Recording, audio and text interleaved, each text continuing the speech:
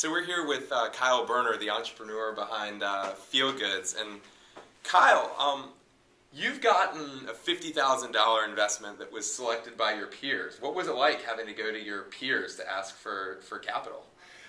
It was a bit tricky. I mean, I was in a situation where I had to have this money to buy flip-flops to fulfill purchase orders from Whole Foods.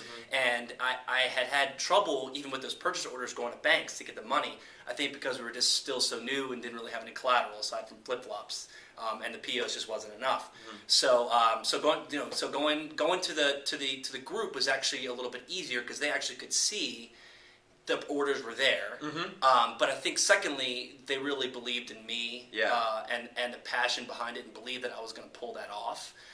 So I think once they noticed that and they saw that I was trying to make this happen, needed to make this happen now, the group was supportive. So when I laid it on the line, they went for it. Yeah. So how did your business change, or how did your strategy change as a result of having to go through the gauntlet of your peers? Well, now it's just like I feel like I want to come through not just for Feelgoodz business, but also once we get that money back, it's available for another entrepreneur. That's part of the deal. So a big part of my determination, in paying this loan back is not simply we got to pay it back for Feelgoodz. We got to pay it back for that cohort because they took a risk on me. So I want to do everything I can to pay it back to them. So I think the communication's been awesome. They've been very professional about it. I mean, I'm not gonna lie, it was not an easy process. They formed a finance committee that came up with some pretty strict guidelines, and they're professional about it. I was really impressed with the way they handled it. Stricter guidelines than we wanted to come up with. Exactly. Investors, right? No, it's crazy.